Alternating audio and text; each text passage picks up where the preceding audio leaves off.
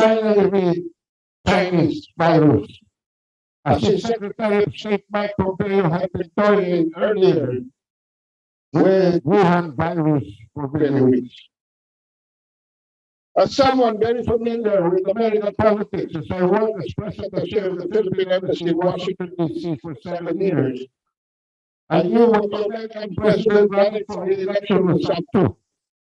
Trump was politicizing the pandemic.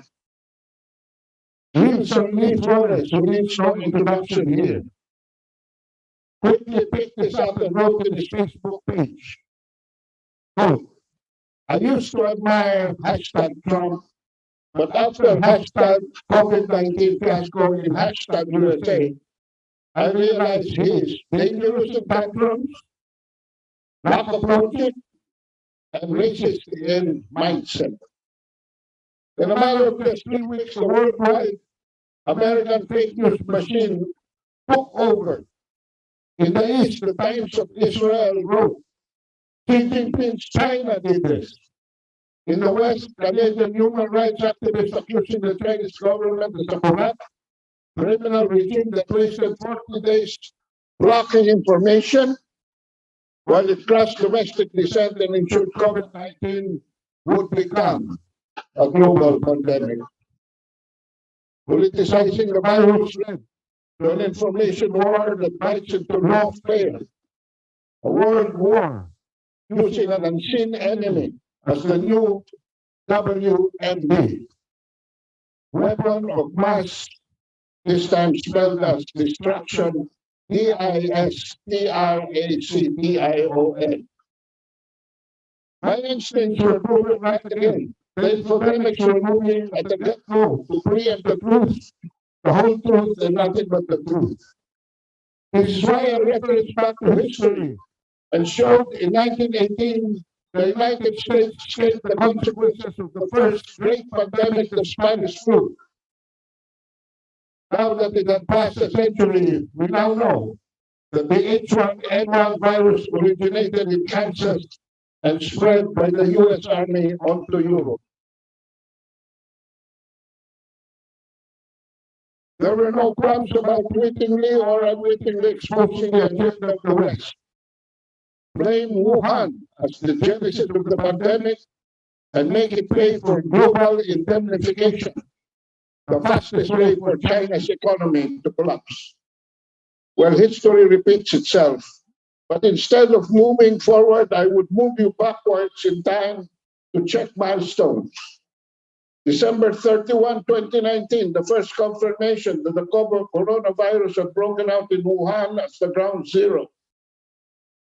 1 month before, November 29, 2009, testifying in May 2020, the mayor of Belleville, New Jersey, Michael Melham, said he had tested positive for coronavirus antibodies.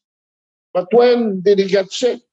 He contracted the virus in November 2019, or 2 months before the U.S. confirmed its first case. October 13 to 18, 2019, over 300 American servicemen participated in the World Military Games held of all places in Wuhan, China, with most of the services billeted near a hotel with few hundred meters from a seafood market. There were reports of at least 5 of them being hospitalized after many suddenly fell ill with some kind of virus. Known to be always on top 5 of any world competition, the entire U.S. team uncharacteristically ranked 40th, 40, in the team standing. August 2019, Fort Detrick, the U.S. largest weapon factory located in Frederick, Maryland, USA, was officially closed. Why? The answer is in July 2019. The Centers for Disease Control issued Fort Detrick a cease and desist order 3 days after it first sent a letter of concern. Then finally, June 30, 2019, an outbreak in the Springfield Village, a retirement community for seniors located in Fairfax County, Northern Virginia, USA, hospitalized 54 and caused the death of 3. This is my earliest confirmation of a severe respiratory disease outbreak. I am, of course, not a virologist nor a medical practitioner, but my common sense tells me the viral transmission that occurred in Wuhan was not a lab leak, neither by zoonosis or animal-to-human infection, as corroborated by 2 formal investigations of the World Health Organization. It got to Wuhan, China, through anthropognosis or human-to-human transmission. Note that since COVID-19 virus incubates from 10 to 14 days before showing emergency-level symptoms, this meant that the U.S. servicemen who went to Wuhan on October 2019 would not have contracted the virus in Wuhan. The more plausible explanation is they already had the viral infection when they left the United States and before entering China's borders. My final corroboration is the video of the House Congressional Oversight and Reform Committee hearing held sometime in the March of 2020 at Capitol Hill in Washington, D.C.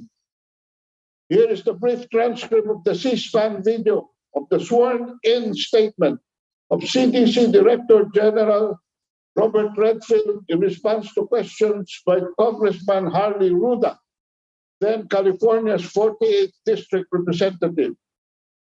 Ruda, and if somebody died from influenza, are we doing post-mortem testing to see whether it was influenza or whether it was COVID-19? Redfield, there is a surveillance team of death from pneumonia that CDC has. It is not in every city, every state, and every hospital. Ruda, so we could have people in the United States dying for what appears to be influenza when in fact it could be coronavirus or COVID-19. Redfield, some cases have actually been diagnosed that way in the United States today. That was March of 2020. Redfield confirmed on live video that some 14,000 to 20,000 Americans who died of influenza in the US were attributed to flu, but after autopsy were posthumously discovered and diagnosed as COVID before China confirmed its first outbreak at Wuhan on December 31, 2019. Today, as we speak, but not anymore covered by my book, we find that Dr. Ralph Stephen Barrick, professor in the Department of Microbiology and Immunology at the University of North Carolina at Chapel Hill, USA, has been in deep research on the coronaviruses for the past 30 years. But this is going ahead of a sequel I'm intending to write for the future. In closing, I would like to quote an American, the Special Forces Colonel Doug McGregor, former senior advisor to the U.S. Secretary of Defense, Christopher Miller. Quote, over the past 2 decades, the U.S. has been blocking the establishment of a verification regime to the Biological Weapons Convention and refused to accept inspection in the biological facilities within and without its borders. The move has further aggravated the concern of the international community. We once again ask the U.S. to provide a full clarification of its biomilitarization activities within and without its borders and accept multilateral verification.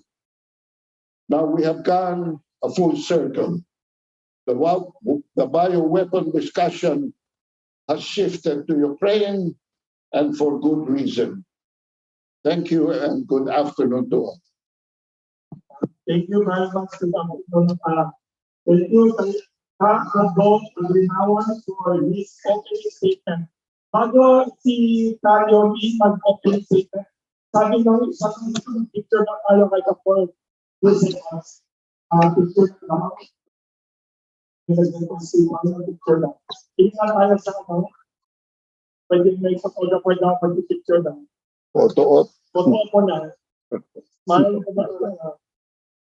Smell. Smile pala.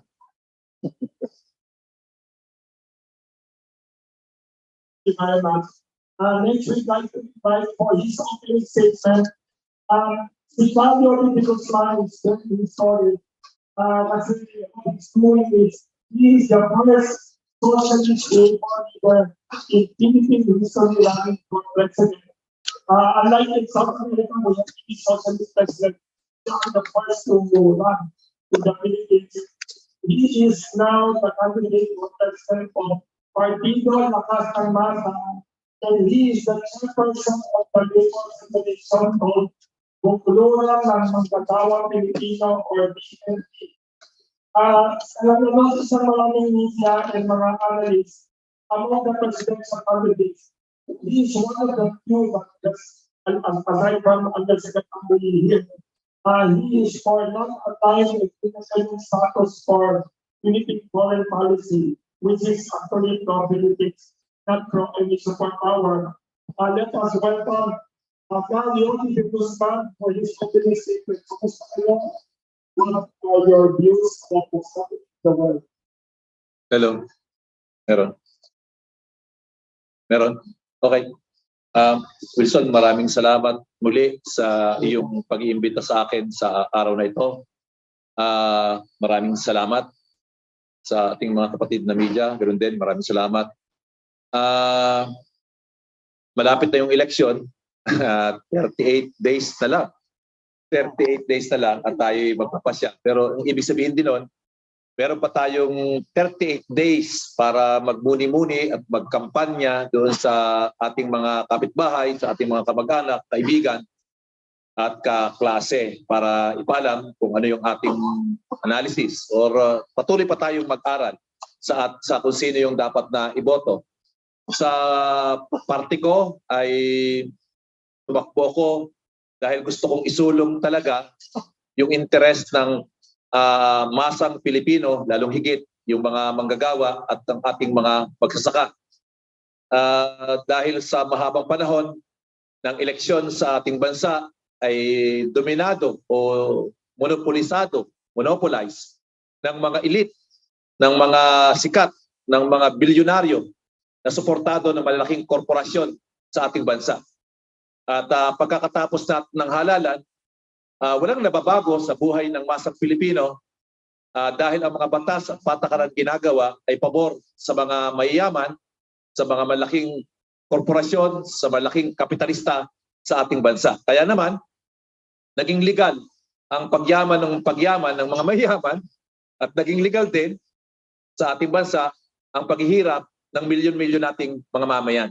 Yan ang history at kasaysayan ng eleksyon sa ating bansa. Matatalino naman yung ating nahihahalan, magagaling, magaganda ang pangako, pero ang problema, pagkakatapos ng eleksyon, yung presyo ng bigas hindi ma-resolve.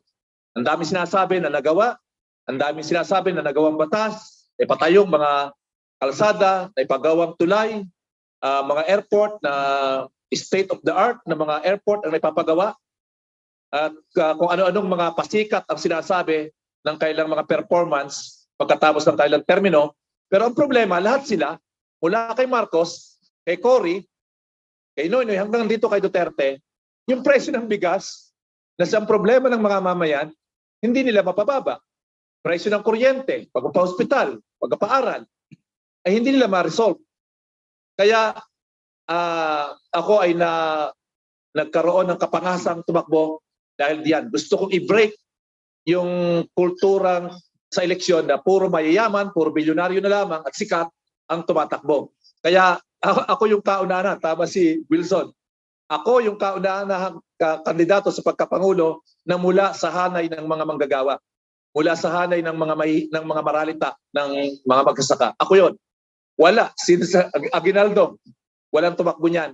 Kaya naman, since Aguinaldo hanggang ngayon, dahil puro mayayaman din lang ang pinapaboran. Ang gusto ko, may break yon, ma-break.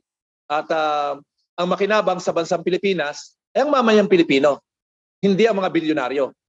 yun ang aking pangarap kung bakit ako tumakbo. At para magawa yan, i-strong ka lahat yung mga batas na nagli-legalize ng kahirapan ng mamayang Pilipino.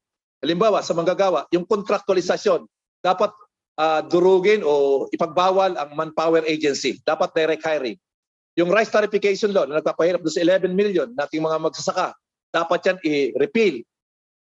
Yung taxation, dapat ang itatax ay yung mga mayayaman at hindi yung mga mahihirap. Dapat alisin yung VAT at ang gawing taxation ay ilipat doon sa pagiging progressive yung taxation na sinasabi naman ng ating konstitusyon na dapat progressive. Kung sino kumikita, siyang i-tax. Kung malaki ang kita, malaki ang tax. Kung maliit ang kita, maliit ang tax. At kung walang kinikita, tulad ng mga pulubi, ay huwag i-tax, lalo na yung mga unemployed. Pero sa sistema natin ng pagbubuwis, yung VAT law at saka yung train law, kahit pulubi ka, pag bumili ka ng sardinas, bumili ka ng noodles, itatax ka ng gobyerno. Tapos sa kabilang banda, yung mga korporasyon, may corporate tax cut from 30 to 20%. May tax holiday. At binibigyan ng napakalaking lupain sa mga probinsya para gawing industrial center nila na walang pakialam ang gobyerno sa mga policy na gagawin nila doon. Kaya, yun ang aking gustong baguhin. Ang gusto kong baguhin ay tao muna. Tao muna, bago tubo. Mamayan, hindi yung ilang mga mayayaman. Kaya, yun ang gusto kong maging batas, maging patakaran, at maging gobyerno ng ating bansa. Tapusin natin yung elitistang paghahari sa ating bansa. Tapusin natin ang sabwatan ng mga trapo, ng dynasty, at ng mga malalaking korporasyon. Yan ang problema natin. Yung sabwatan ng mga political dynasty at ng malalaking korporasyon para sa pagyaman ng iilan sa ating bayan. Lamang po at maraming salamat. Thank you very much. Because we have supported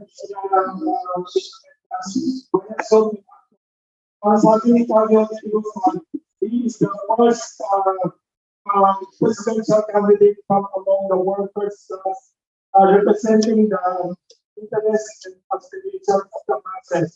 And he said he hopes to break the cycle of oligarchic and elitist politics of the Philippines, which has been dominated by traditional elite families since the time of Aguinaldo more than a century ago, and advocating progressive reforms. Thank you, Calio Didi Guzman. Last but not the least, next is very important, another reformist leader who is giving the Philippines a refreshing choice in the presidential candidate. We have with us a presidential candidate who is former Undersecretary of the Department of Foreign Affairs, former presidential spokesperson of President Duterte, actually the first one. He was like the iceberg and the president was like the volcano during the early years of the Duterte administration. And also, if I'm not mistaken, he is only one of two evangelical Christians running for president. Only two evangelical Christians, diba? There's Manny Pacquiao and him. And if he wins the presidency, he would also be the second evangelical Christian to be president next to Fidel Ramos. Let us welcome Undersecretary Ernesto Abella for his opening statement. Yes. Yeah. Una-una, papasalamat po tayo. No? Thank you, Kaado. May napansin ako kay Kaado. No? Siya pala ay kakambal ni Al Pacino. Nanghimas pa no? But anyway, ipapasalamat po tayo sa oportunidad na makasalamuha at makapagbigay po tayo ng konting paliwanag patungkol sa ating kandidatura. At tayo po ay tumatakbo dahil sa meron po tayong nakita sa patungkol sa ating patungkol sa Philippine society na una-una po napakalaki po na agwat between the rich and the poor sa ating bayan po. For example, meron po tayo mga 23 to 26 million na tinugunang living below poverty level. Ang poverty level po sa ating sa sukat actually ay kung family of 5 or 6 kayo, dapat ang sinusweldo nyo at least a month is kung below po 12,000 ay ibig sabihin na below poverty level na kayo. Na ang isa pa po nakakabahala tungkol sa statistics na yan is the fact na meron pong 12.5 million na katao na kasama po dyan sa 23 to 26 million na nakakaranas po ng gutom, regularly. So ito po yung ito po yung nagbibigay diin sa ating kandidatura na dapat maging patas ang ating lipunan. Dapat hindi lang ang legislatura at ang pamamahala, hindi lang sa kamay ng mga yung those who are in power or the 0.4%, pero dapat po may pantayan at pagbalanse po ang kapangyarihan dito by encouraging the participation of civil society na dapat pong sumali at maisali at lumahok, lalong-lalo na po sa pagsusupervise at least isang bagay doon ay to look after sa local government level ang yung pag-supervise po ng for example mga bids and awards, mga legal tenders upang po matugunan ang isang napakalaki talagang ating hinaharap, which is yung korupsyon. Pangalawa po, ang maliban sa isang patas na lipunan, ay mahalaga rin po isang pangalawang haligi po na ating plataforma ay dapat yung gobyerno ay nararamdaman. Hindi lang po sa GDP ang sukat ng kaunlaran ng isang bayan. Ang isa pong tunay na sukat ay kung pwede ay talagang wala nang natutulog na gutom dito sa ating bayan. Kung pwede if we can lift up the 23 to 26 million people out of poverty and that there are no more Filipino experiencing hunger regularly, dapat mawala na yan. At ang ating pong plano para matugunan yan ay gawin po natin na agrikultura ay gawin po natin siyang isang mega industry. Ano po ibig sabihin ng mega industry? Kasi po sa patagal ng panahon, agriculture has been neglected, and in fact it has been allowed to I don't know if you call it benign neglect, but definitely it has been neglected to the point that it seems to be the common term and the common mantra is that agriculture in the Philippines is not competitive. Of course it's not competitive because it is neglected.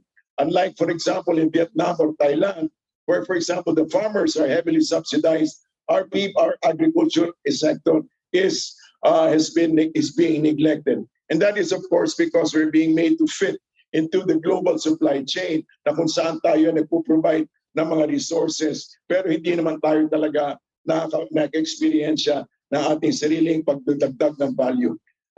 Tayo po, the Philippines is becoming a consumer society. We simply consume what others provide for us, and that needs to change. Dapat magbago yan. And so and basically that will change.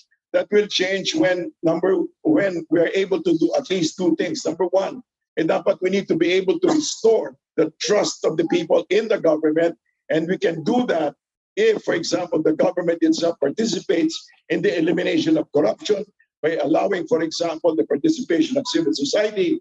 And thirdly, of course, we would like to encourage a greater sense of love for the nation. Yung pagmamahal sa bayan, a sense of patriotism.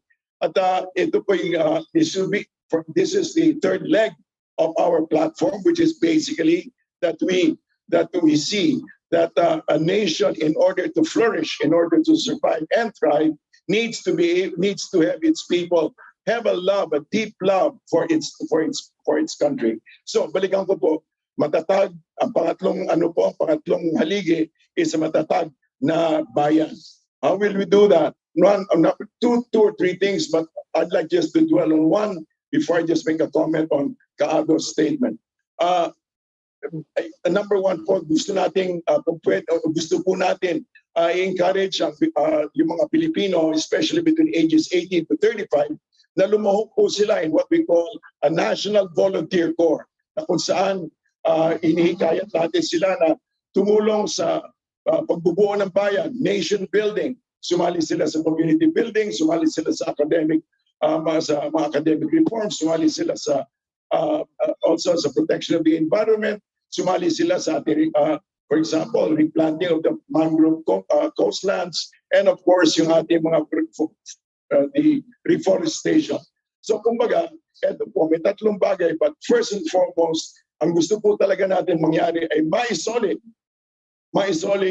mawala ang agwat, maisoli ang tiwala, at magkaroon ng pagmamahal sa bayan.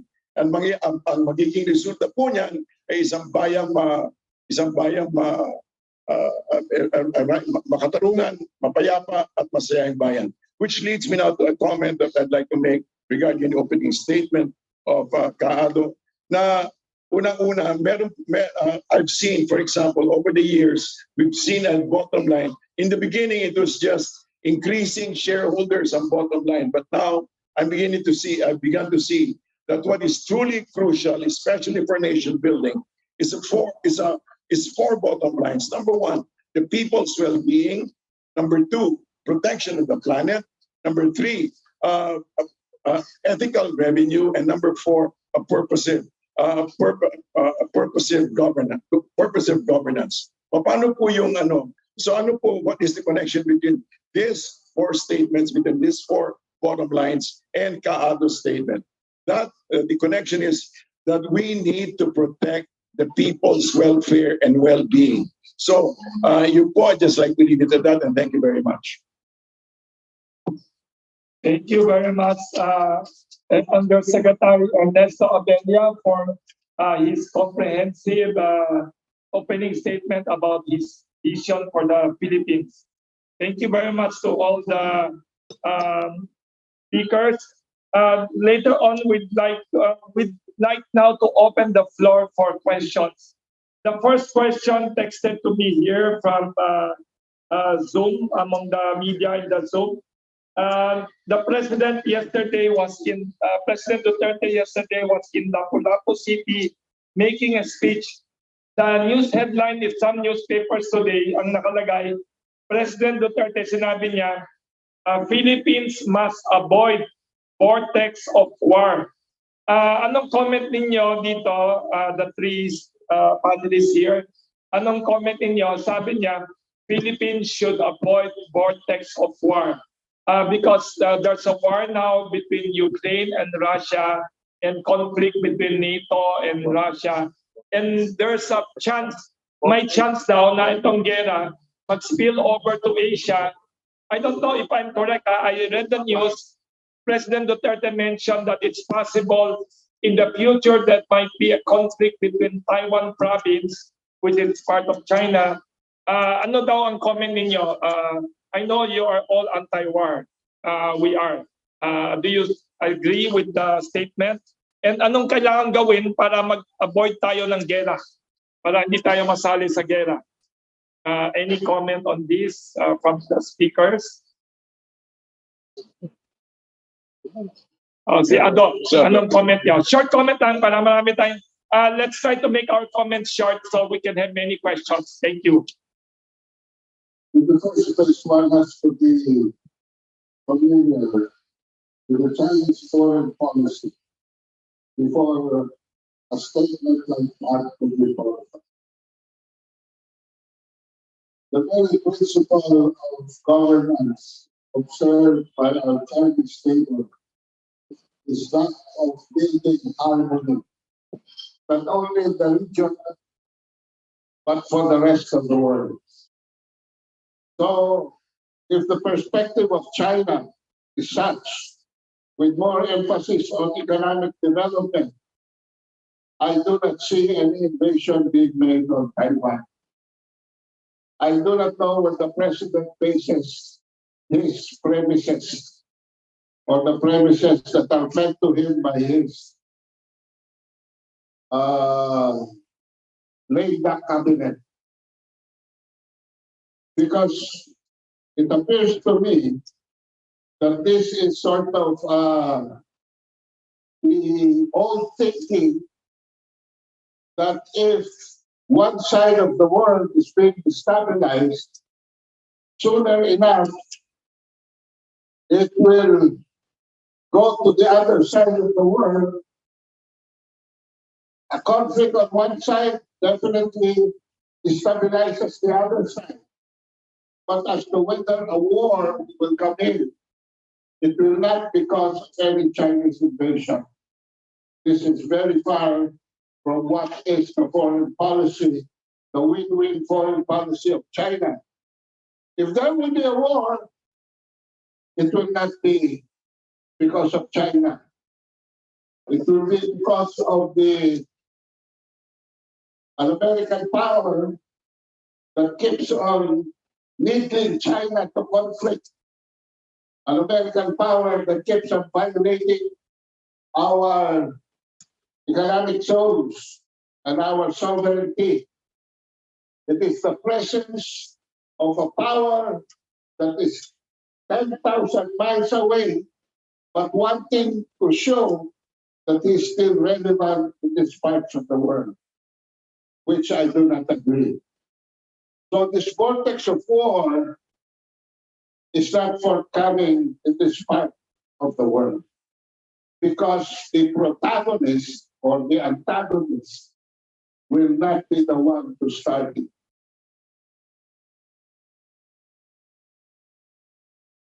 Salamat. May follow-up question dito for all the panelists here today. From Manila Times journalist. Ang sabi ng Manila Times journalist, si Mr. I will read the statement. Follow-up question for all the panelists here. From journalist Mr. Franco Jose Baronia of Manila Times. This is for Calyodi pala. For Calyodi. Under your administration, what do you think should be the contribution of the Philippines to ASEAN community? I think si Yusek Abella can answer after Calyodi. Ano ang sa tingin niyo magiging contribution magandang contribution ng Pilipinas para sa ASEAN kung kayo ay naging Pangulo? Franco Jose Baronia, Manila Times. Ang pinakamaganda ng pwede natin gawin sa contribution para doon sa ASEAN ay yung malis natin dito yung threat, security threat sa buong ASEAN. At ang isang paraan pupulin natin yung ating relasyon doon sa Amerika. Yung lahat ng ating military security relation na sinasabi nila, yung Mutual Defense Treaty, yung PLA, yung MLA, yung EDCA, pupulin natin yan. at kung pati alam ko meron pang mga base militar yung US sa mga kampo ng mga Pilipinas, siguro mga 5 pa yata yan, 5. Kasi natin, para lang sa ganun, ay magkaroon ng peace of mind yung ASEAN. Kasi hanggang nandun yan, ay magneto yan sa gera o sa security ng ating ASEAN. Then, ideklara yung lahat ng yung teritoryo dito sa yung Yaman, dito sa South, sabihin natin, Southeast Asian Sea, huwag ng South China Sea, Southeast Asian Sea, na parang isang common ground ng economic ng buong ASEAN. Na yung kung ano magkaroon ng tulungan sa pag-develop at maging beneficial sa lahat ng 600 to 650 million na populasyon ng Southeast Asian region. Then, magtulong-tulong din, encourage natin yung ASEAN na through diplomacy, no? Na yung China ay huwag tuloy na yung pangangkab ng magkanya-kanya sa West Philippine Sea, sa North Malaysian Sea, sa East Vietnam Sea, iba pang mga lugar, tigil yung pangimasok ng China. Irespeto yung kasunduan dun sa UNCLOS, pero dapat kasabay niyan, itulak din palayo yung China. Umalis ang US, yung Quad, no? Japan, Australia, doon pa sa kanya mga ginagawang mga military exercise dito sa West Philippine Sea. I-transform natin ito economic zone. demilitarize natin yung Southeast Asian Sea. Kasi may tingin ako na hindi talaga natin mapapalakas yung push sa China na umalis kung nandyan yung US at siyang regular na naglalakbay dyan yung kanyang mga fleets at tuloy-tuloy yung kanyang military exercise. Alam naman natin na merong trade war ang US at saka China at alam natin na yung US ay gustong i-maintain yung kanyang hegemony sa buong mundo at kanyang tinatarget nila, yung pinubuli niya, yung China. Kaya tingin ko, dalawang approach, yung pagpalis sa China at at the same time, palis sa US, i-demilitarize ang South China Sea o ang Southeast Asian Sea at transform ito ay economic zone ng lahat ng yan na beneficial sa lahat ng mamamayan ng Southeast Asia. Yun ang pwede nating magawa. And at the same time, alam ko yung kaisahan ng Southeast Asia hinggil doon sa may mga initial na usapan tungkol sa pagiging nuclear free ng Southeast Asia ay itulak natin hanggang sa magiging isang penal at papatibay yung pagkakasundo ng Southeast Asia tungkol sa bagay na yan para nagkaroon ng kapayapaan at the same time yung development ng ASEAN para sa kapakanan ng buong pamayan. Yun ang ating gagawin.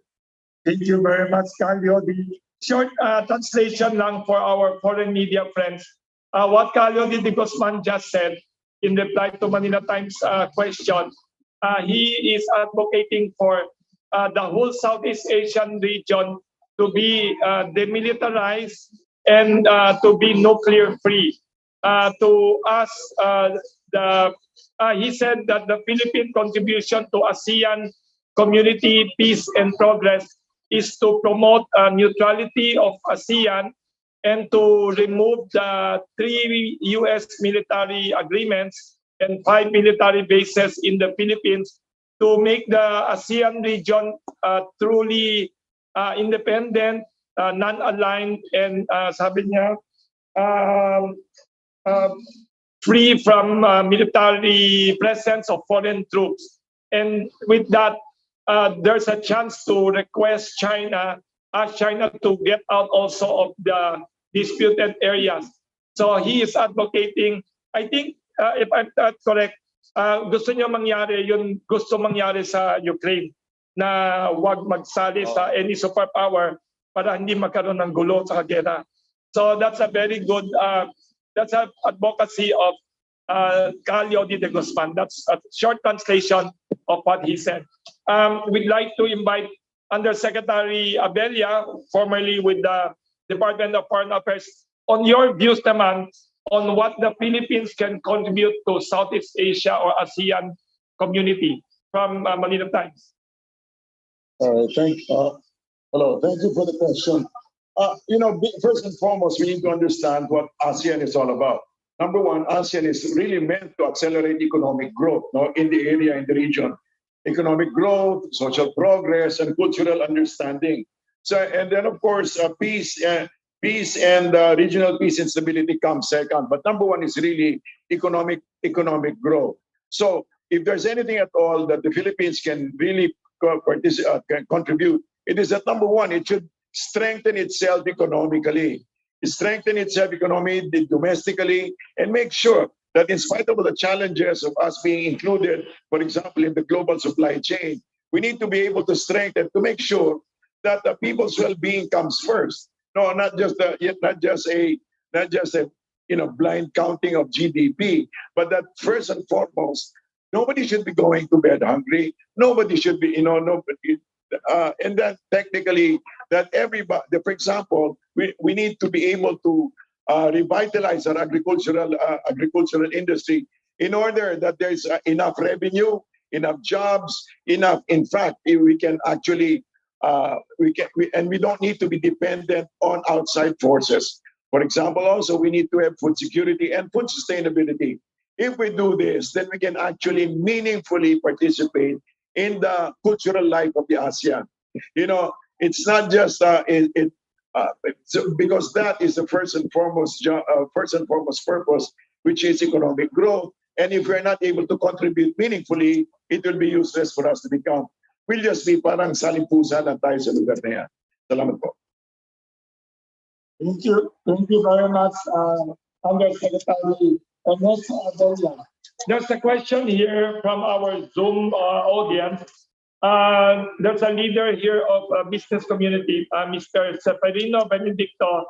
He has a question para kay Calyodi. Ano ang pagkaiba ninyo kay Norberto Gonzales na sabi niya nanggaling din siya sa hanay ng manggagawa at naging union organizer din noon?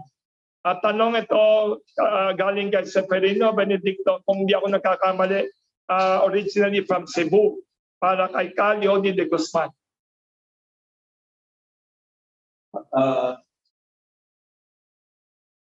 Hello.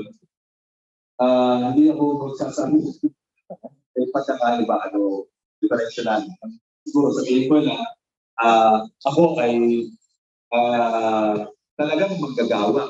No? Ako ay 12 years na factory worker at ako ay anak ng magsasaka. Mula doon sa aking pagiging manggagawa, ay doon ako namulat na maglingkod sa mga manggagawa mula 1981 hanggang 83, then tuloy-tuloy na at hindi ako tumigil ng aking pakikisalamuha sa manggagawa hanggang sa kasalukuyan. Hindi lang ako simpleng naging manggagawa, kundi hanggang sa ngayon, kahalubilo ko, kaulayo ko ang mga manggagawa sa pakikipaglaban ng kailang karapatan.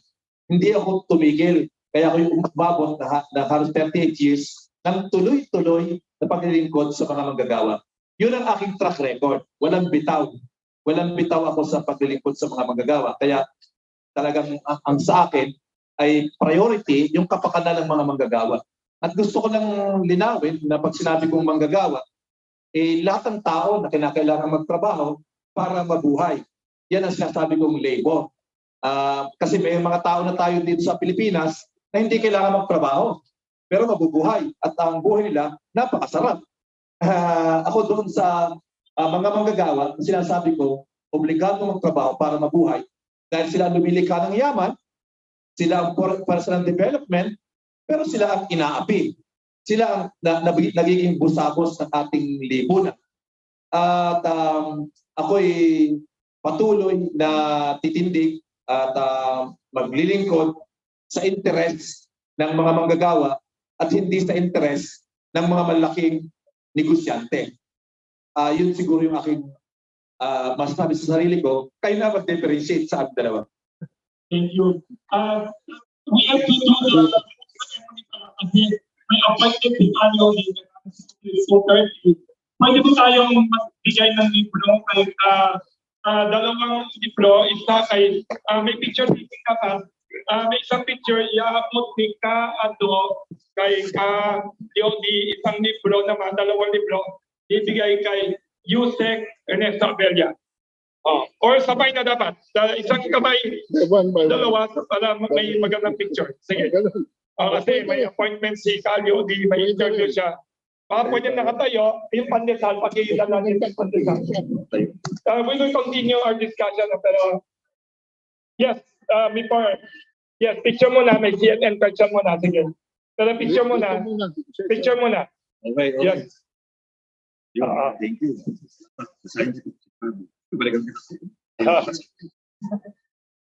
Si Calyodi ay well-read the labor leader, kaya napakagaling magsalita.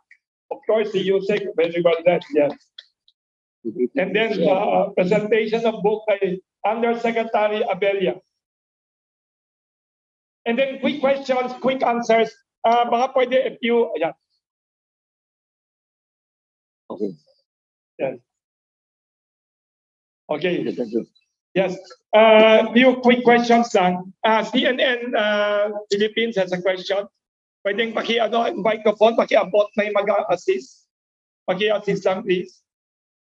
Short, quick answers lang para hindi makaalis si Calyodi. Tapos kayo, nandito pa. Yes.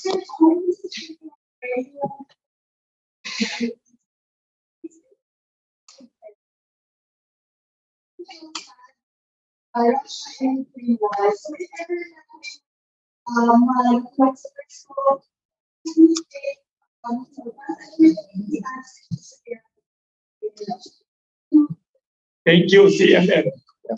Hello. Hindi ko kakayanin yung posisyon ni Duterte. Pinapatay yung mga Ukraine na. Kaya ako yung hindi dapat umatras yung Russia sa kanyang ginagawang pamigera sa Ukraine. Pero siyempre, kasabay niyan, ay mananawagan din ako na dapat yung US at saka NATO ay tumigil din ang pagsusulsol sa Ukraine. Dapat tumigil din siya ng pagsusulsol sa Ukraine. At huwag niyang kabigin yung Ukraine dahil talagang malalagay sa alanganin ang mga mamayan ng Ukraine. Huwag siya maglagay doon ng armas, huwag na niyang pilitin na sumapi sa NATO. At pangatlong kasabay ng aking panawagan ay doon sa Pangulo ng Ukraine, dapat mag-instansyang neutral. Umalis siya sa Russia, mag-independent siya, at huwag siya pumalig sa NATO at saka sa US. Kasi pag pumalig siya, alam naman niya na kalaban ng Russia yung NATO. Kalaban ng Russia yung US. Eh nasa border lang sila. Nasa border. Kaya yun ang aking magiging panawagan at hindi ako titindig na parang hayaan na lamang na ipapatayin yung mga Ukrainian people. Hindi ako papayag doon. Manawagan ako ng pag-atras ng Russia. Manawagan ako ng pagdistansya ng US at saka ng NATO sa Ukraine. At kasabay ng manawagan ako sa gobyerno ng Ukraine na mag-neutral siya, mag-non-aligned, mag-independent, para na sa gano'n, maprotektado yung kanyang mamayan. Thank you.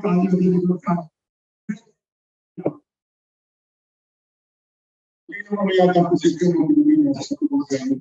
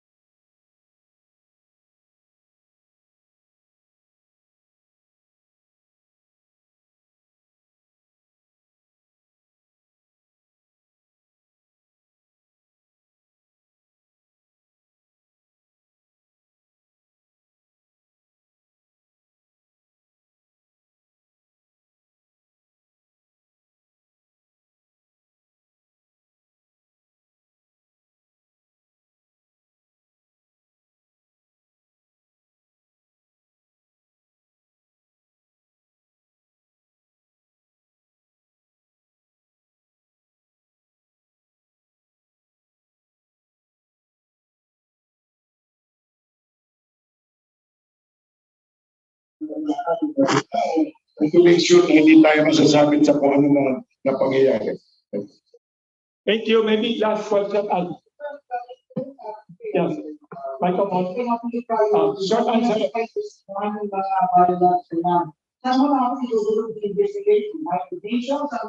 Pwede tayo magbuo ng isang independent body na kasi yung influensya ng US sa maraming global institution ay napakalakas. Kaya pwede natin magbuo ng isang independent body na composed ng mga representative ng mga bansa at yun ang mag-imbestiga. Para sa ganun, kasi sa pagkakaalam ko, marami ngayong mga international body na binubuo ay mga may sinasandalan.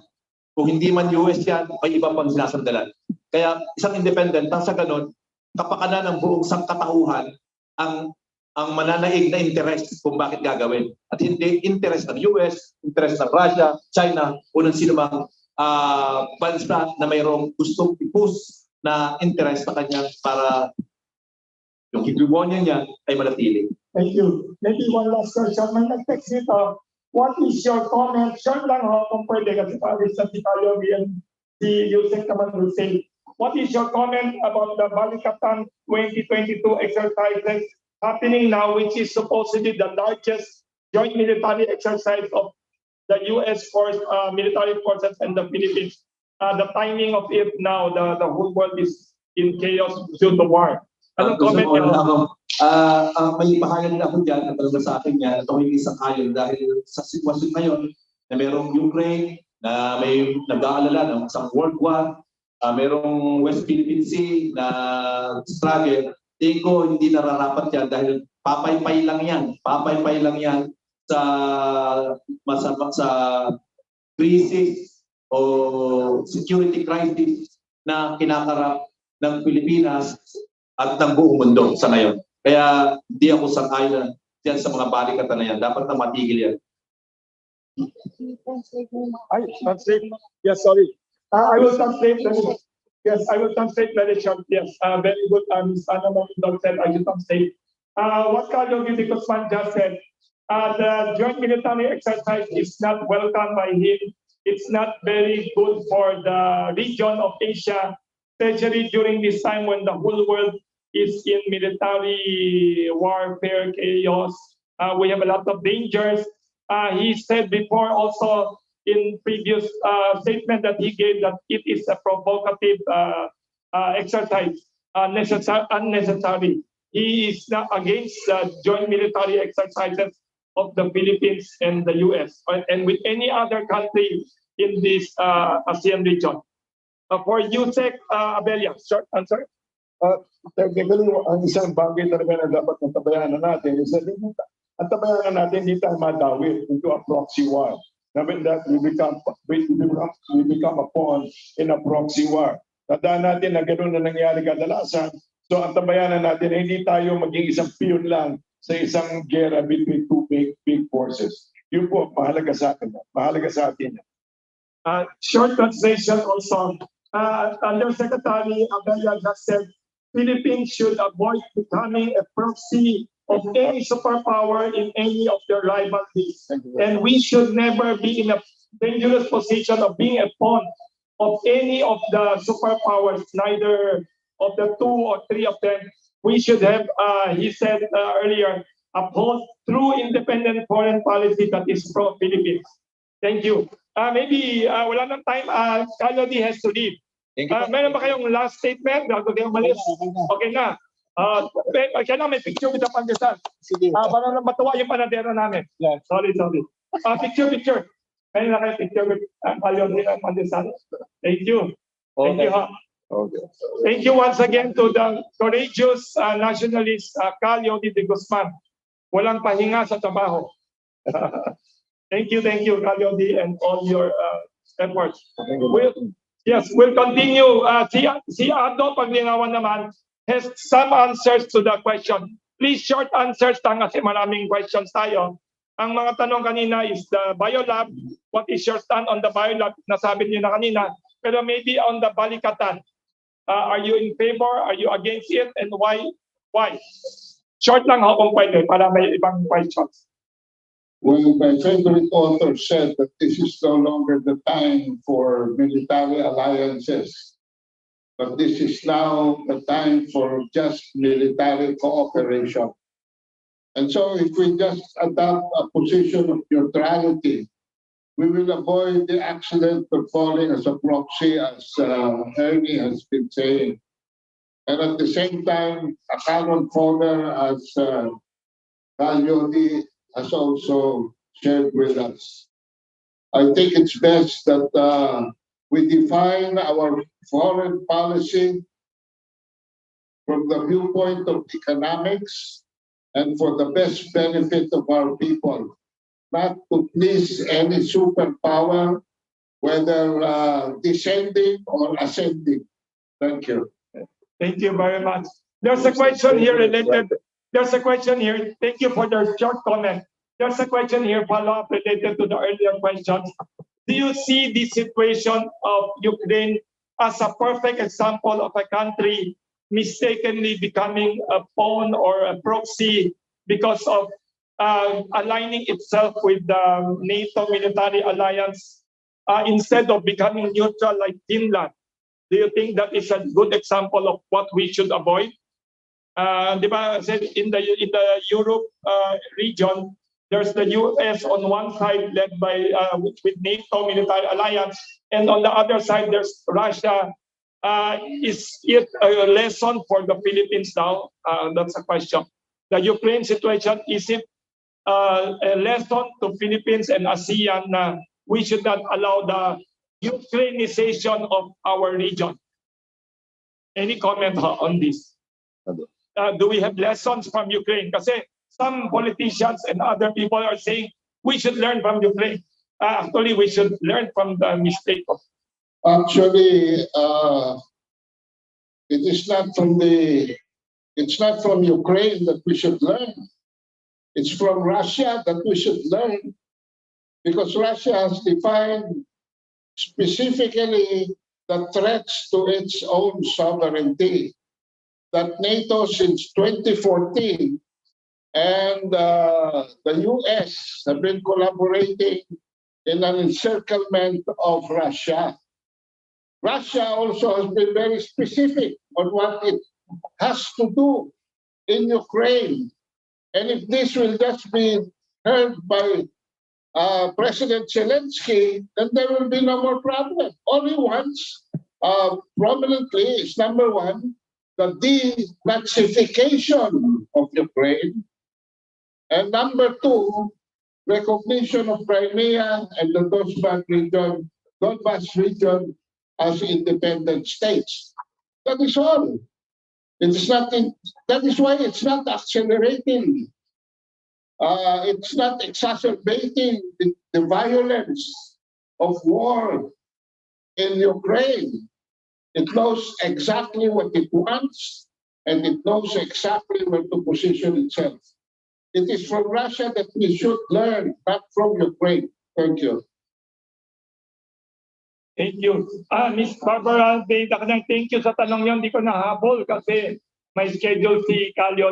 Next time, thank you, Miss Barbara Nildakanay, for your question.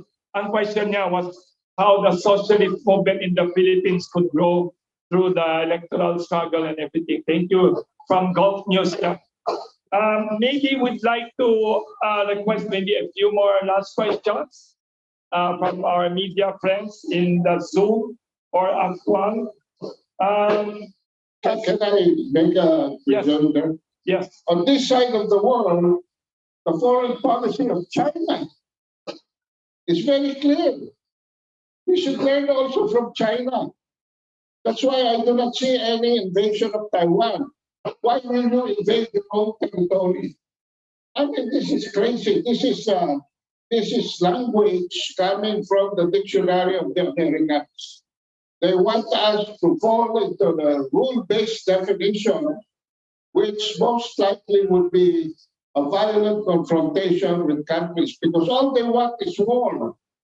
From 20 years, the United States spent almost $6 to $7 trillion just for war, the latest of which was in Afghanistan.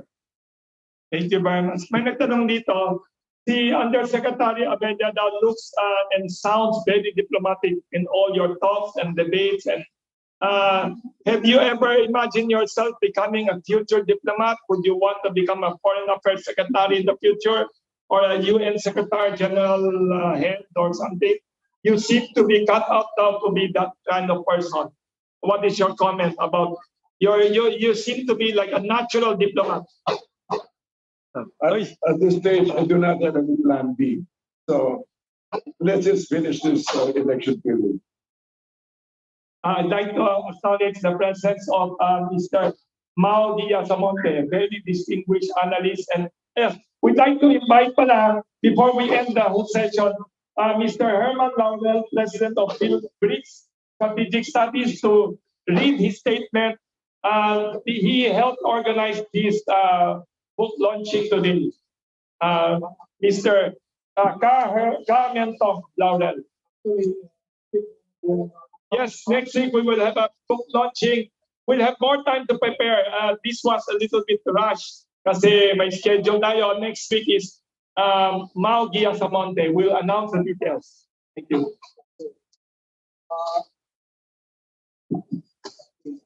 Pag-usapan natin sa mga consumers, napansin ko lang na araw, si Carlo, the statement that was signed before is in the paper that the spirit of topics are going to be one topic. At dito sa report ng Inquirer dated March 31, ito po ang headline. Amid sea dispute with China, Carpio sees need to reposition U.S. weapons to repulse invasion. So, sinasabi ni Carpio na tayo ay kumuha ng mga missiles sa Estados Unidos. Baka gusto niyang isama po yung nuclear weapons at ilagay dito sa Pilipinas pang depensa daw sa invasion ng China. But this is why I call this request or demand of Carpio as Ukrainization of the Philippines. Nais niyang maging Ukraine ang Pilipinas dito sa Asia. And kasabay po nito, itong 28, nagsimula po yung balikatan exercise, advertised or reported as the largest ever military exercise between the U.S. Armed Forces and the Philippines Armed Forces. At alam po ninyo saan pa nilagay? Sa probinsya ng Cagayan. At ngayon may mga larawan na lumalabas na beach landing, beach offensives. Ano kaya ang layunin nun? Hindi kaya, well, this is what I explain here. It is very clear, it is a preparation for an invasion of Puga Island, Babuyan Island, as stepping stones to Taiwan. And yun din ang sinabi po ni Governor Mamba ng Cagayan Province. And I quote Mamba here also in my very short 2-page paper. Sabi niya, ayaw niya yung balikatan exercise niyan, except if it is just civic action, medical mission ng Philippine and US military doon sa probinsya niya at doon sa region niya, Cagayan Valley. At nung natanong siya, why the US and the Philippine forces wants to stage military live fire drill in Cagayan, ang sagot ni Mamba, because Taiwan is a powder keg. Bakit tayo nakikihalo sa issue ng Taiwan? And bakit tayo tinutulak nitong Estados Unidos na makipag-isa sa kanila sa mga military exercises doon patungo sa Taiwan? Hindi kaya, and sa akin malinaw po yun, na nais din isubo ang Pilipinas in the same manner na kanilang sinubo ang Ukraine sa giyera. And kung papayag tayo sa mga tulad nitong mga American boys na sila Carpio, kasalanan na natin. Kaya po ang aking pamagat dito sa paper ko, fight the Ukrainization of the Philippines.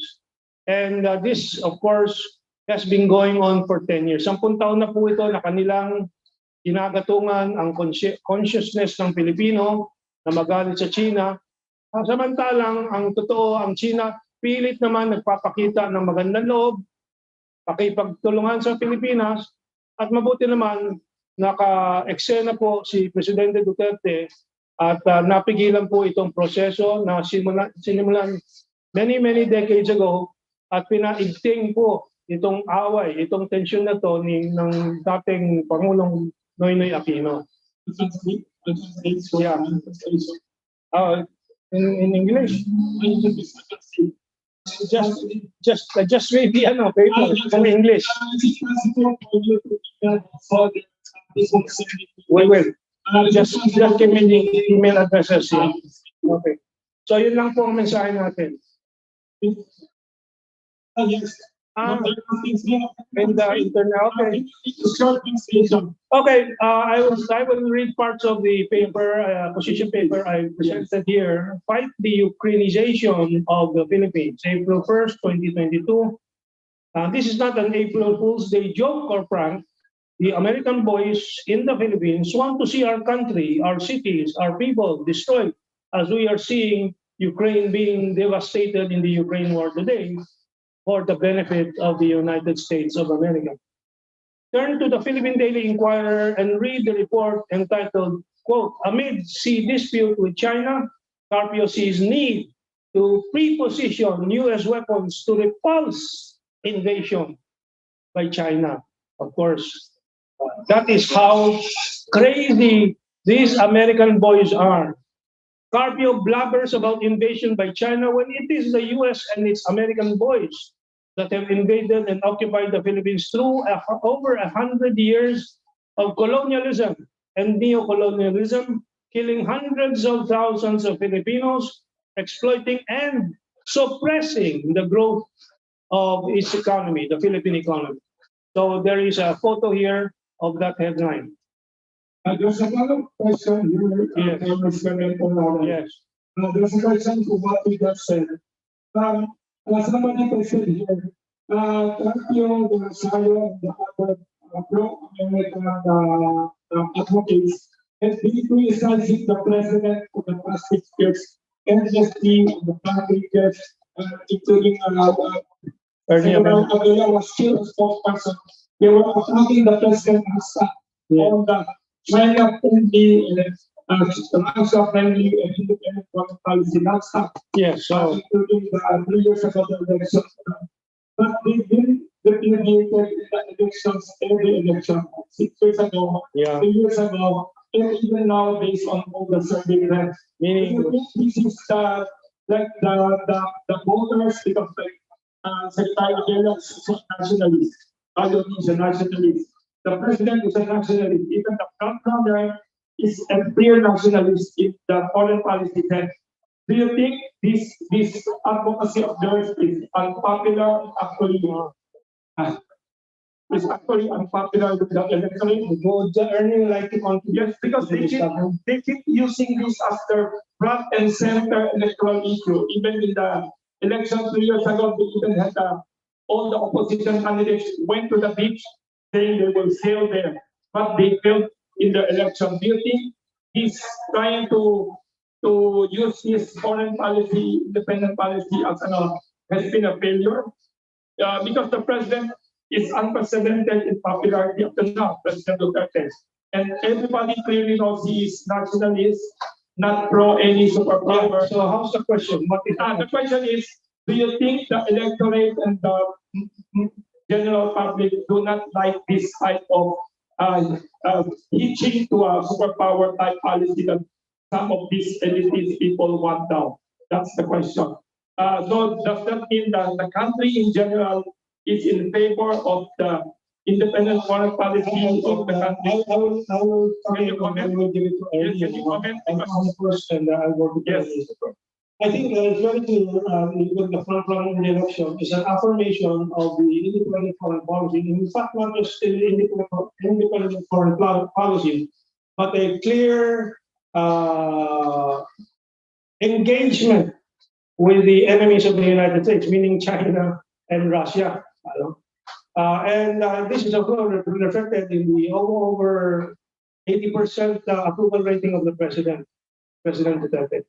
Ernie, you can answer this question. Only one issue, number one, always is Anti-China. That's always the issue.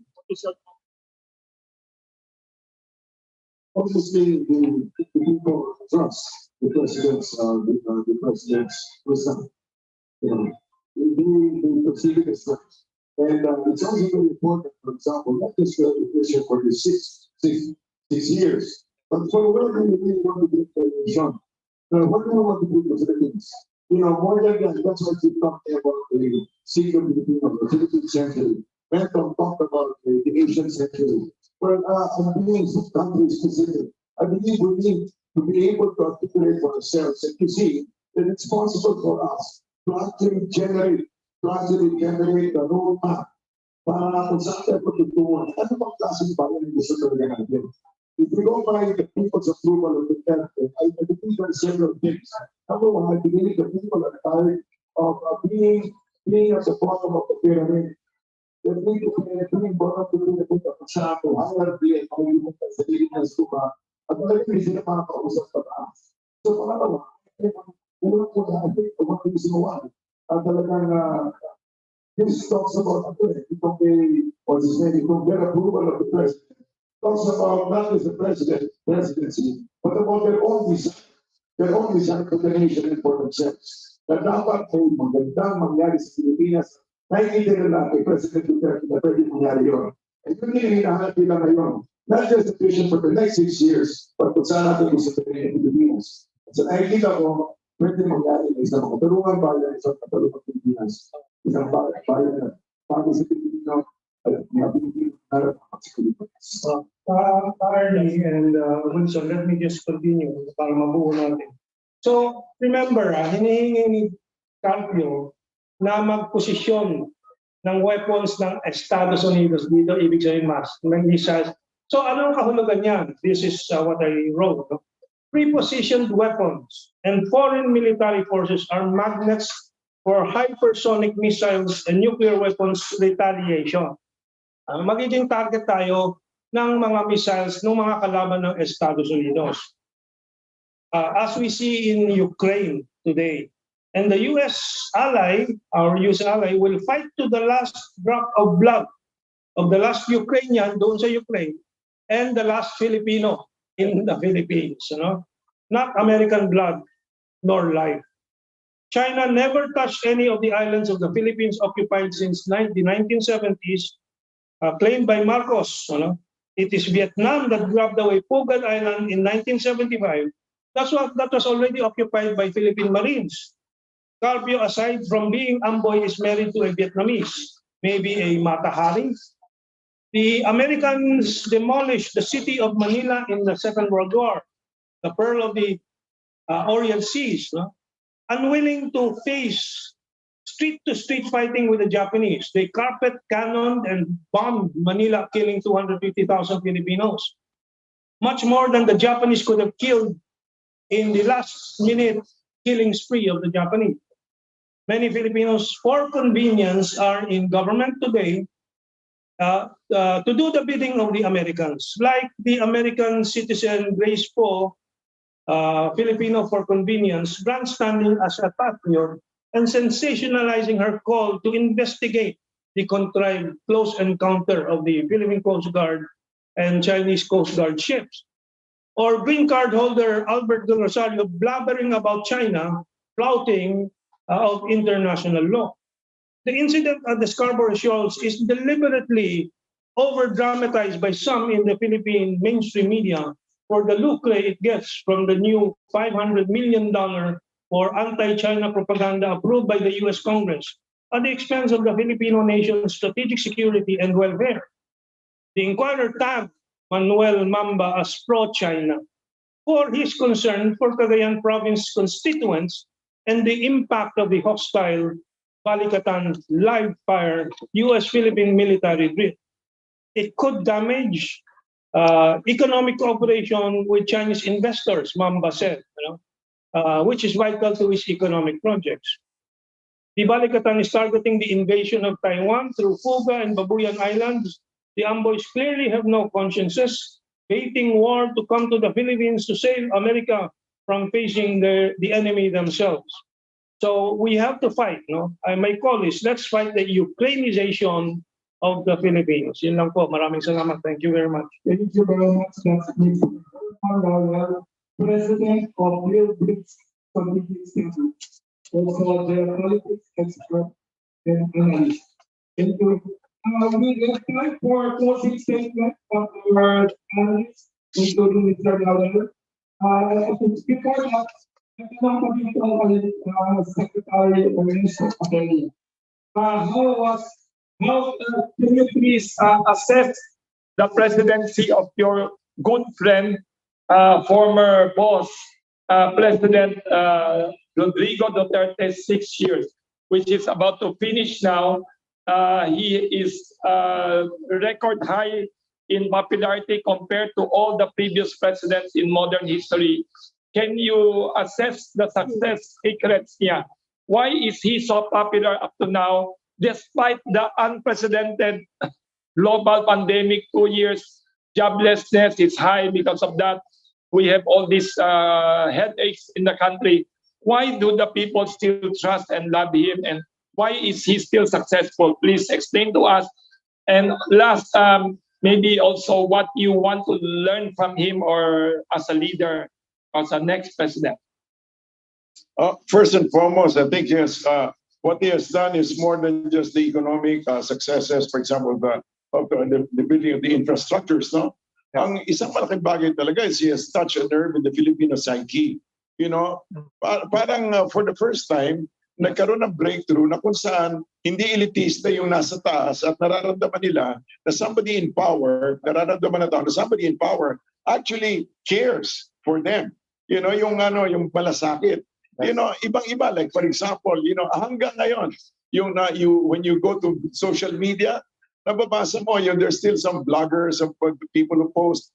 Grabe the way they adulate him.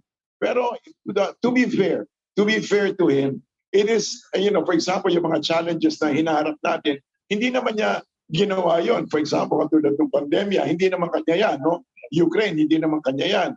Pero the way he's mobilized the people, he continues to be able to strengthen somehow a sense. You know, in a sense, siguro medyo lumapit na talaga sa, but a sense of being Filipino, a sense of being, you know, most of his supporters actually think they're really nationalists. And so for that, you have to give him credit. I believe one reason why he has ang layo talaga, ang laki talaga ng kanyang hawak sa Philippine imagination is because of the fact that it has been genuine.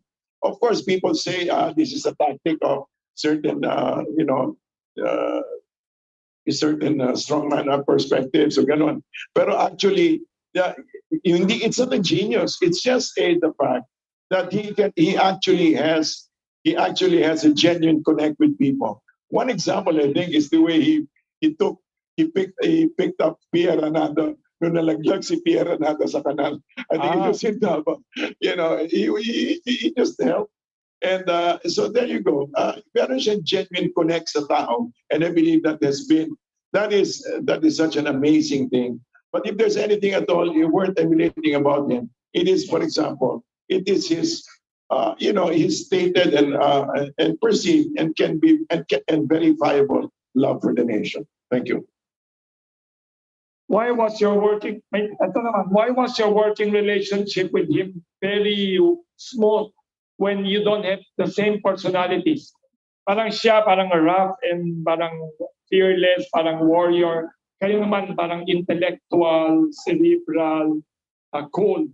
Para ba kayong, is that what they say, opposites attract each other, or you gel, or you're, how was your working relationship with him?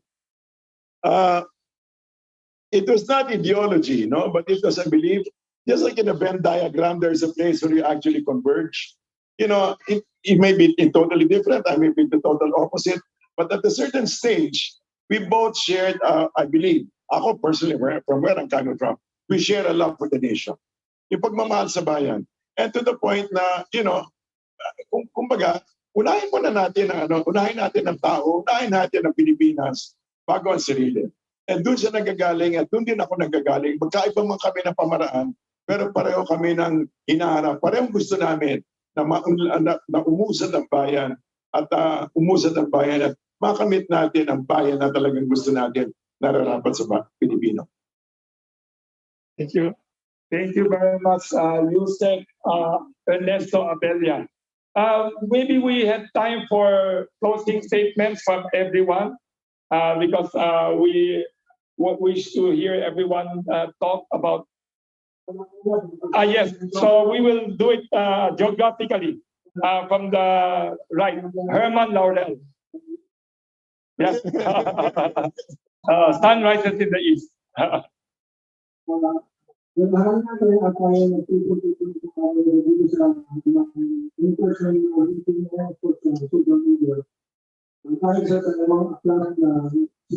Yes.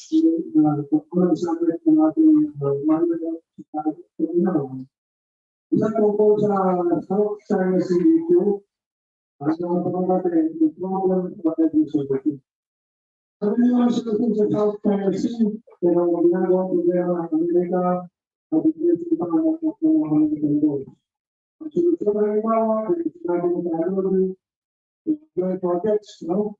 Yung tayo sa Bintang, may joint projects, 64, joint exploration and development, 60% for the Philippines. So yung ganyan, madali ayuhin yan with China. Dahil sa China, negosyo lang, pareho tayong kumita, okay. Dahil number 2, yung pangalawang libro niya ay yung no vaccine for a virus called racism. Dalawang issue yun. Ano, yung virus at yung racism.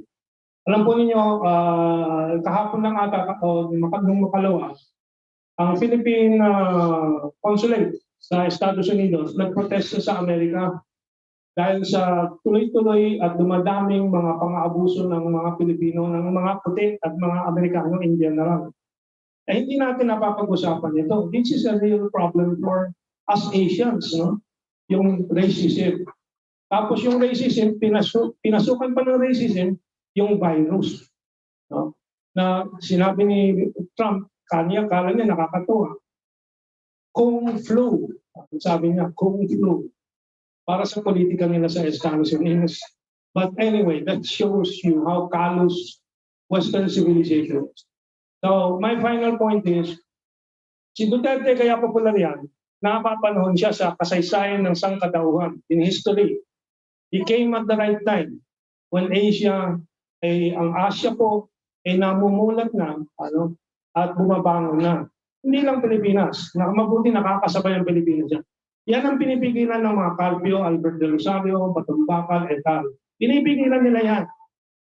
Pero hindi po mapipigil dahil talagang nandiyan na po yung paggising at bukang liwayway ng Asia at ng Pilipinas. Thank you very much.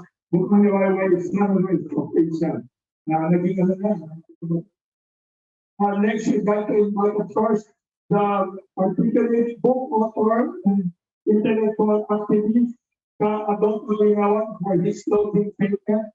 And congratulations for your 2 new books. Well, writing a dedication for some friends, I said, the West complicates, the East simplifies. Let us not define other countries by what they say, but what they do. Russia has defined its objectives in Ukraine. China has defined its position on Taiwan. Let us not make the Americans define to us the Russians and the Chinese. It's as simple as that. The president of the Philippines also is the chief architect of foreign policy. The buck stops there. But sometime in transit, something gets lost. For instance, in the code of conduct, It is not neutrality that Teddy Boy looks in. He actually was on the verge of sabotaging the code of conduct by his own admission. Because of me, the code of conduct, he said, was something like a thing of the past. My God. And then his vote in the United Nations was in favor of the condemnation of Russia. The president and the secretary of defense says neutrality. He says a different thing. And our ambassador to the United States also says another thing. Teddy Boy and Babes Romualdez, I question their position because they're not consistent with what the president says. Now, how they play this in the media, it's all up to you. But I say that the truth will always set us free. COVID-19 did not start in Wuhan, China, nor did it start in any part of China. It was brought there by anthroponosis, human-to-human transmission. And I have proven this not from my own words, but from international media accounts and positions of medical and scientific journals. Number two, I further proved it from the words of the Director General of the Center for Disease Control of the US itself, being interrogated by a US congressman in a formal hearing where he swore an oath. Now, that is how I define things. I set my premises first, I make my sources known, and I make a conclusion. Other people in this country would like to reinvent Duterte. Duterte is not the president of 30% of this country, we know that. And 30% of this country is divided into four. 70% has an independent political understanding of what's going on. So let us be more sensitive to the facts on the ground. Let us not editorialize news. Let us not say, for instance, that some people have utang this much when the Supreme Court says only this much. I mean, we have a foreign associate justice of the Supreme Court that is on the loose. It's a loose cannon. And yet media always quotes this man.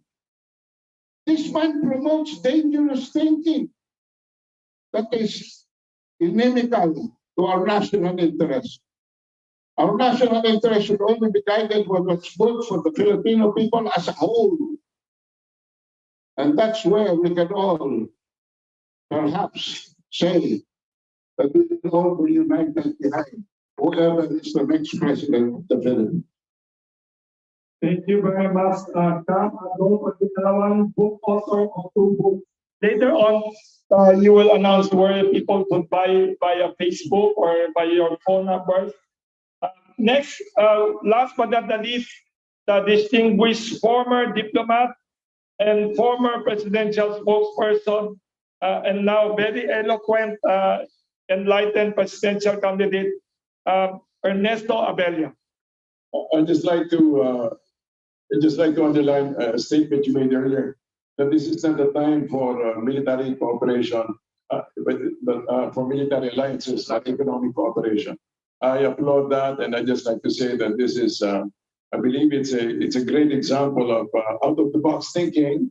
Well, not just out-of-the-box thinking, but also a certain perception, especially during times that are especially tricky, when we really have to pursue a foreign policy line. So I'd like to hear more from you. we'd like to look forward to more books. Yeah, And, more books. more Very good. books. And all power, best regards to you. Cheers. Thank you very much again. Very outstanding leader and very respected, incorruptible Ernesto Abella. A good Christian also, not only a good leader. Thank you very much again, Mr. Herman Laurel. And of course, congratulations to Ado Paglinawan, who just now promised more books. You just compile your favorite analysis and columns for another book. Thank you very much again to everyone. And also earlier to Cal Yodi de Guzman, who had to leave earlier for an interview. Once again, thank you for joining book launching here at Pandesal Forum at Kamuning Bakery Cafe. And may picture tayo with Pandesal? Okay ba ba? Picture? Dito? Yes. Yes, officially the Pandesal Forum is finished. Now we just have photo of. Thank you very much for joining this book launching. Thank you very much. We'll have another book launching next week from Mr. Mao Diaz-Amonte. We'll prepare and announce the picture. Thank you very much.